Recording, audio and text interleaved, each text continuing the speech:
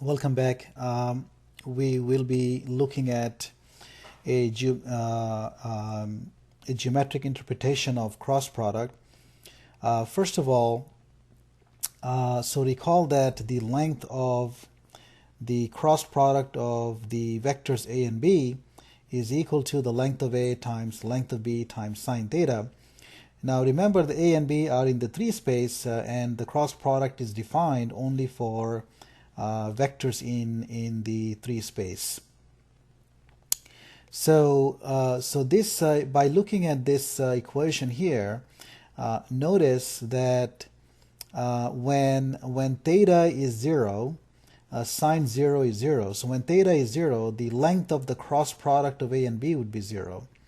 So that tells you that a cross b will be 0 when theta is 0. But when theta is 0, that means that the angle between a and b is 0. Well, that would mean that a and b are parallel. The other case is when theta is 180. If theta is 180, again, sine theta would be 0, and then the cross product would be 0.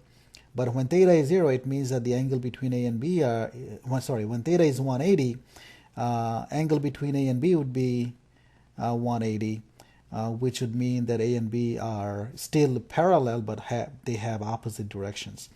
So we see that a and b are parallel if and only if the cross product of a and b is 0 for non-zero vectors a, b in the 3 space.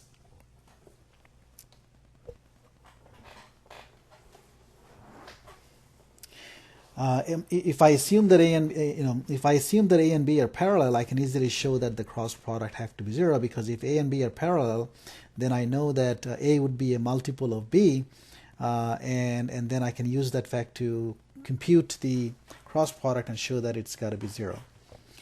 Okay, so we now have a way of checking whether two vectors are parallel. Recall that previously we saw that if the dot product of two vectors is 0, then those two vectors are perpendicular. So now we have that two vectors are parallel if their cross product is 0. Now there is another interpretation here, which is that if I have two vectors a, b in the 3 space, then we can look at the parallelogram spanned by a and b, and then let's look at the area of this parallelogram. So to find the area, I need to know the height. So notice that so the height means from the tip of A, I'm making a vertical line onto B. A and B are at the same tail here. So then I have the angle between A and B is theta. So if you see, then h divided by the length of A, length of A is the hypotenuse here. So h divided by the length of A would be sine theta. So h would be length of A, the hypotenuse, times sine theta. So then the area here would be h times the length of B.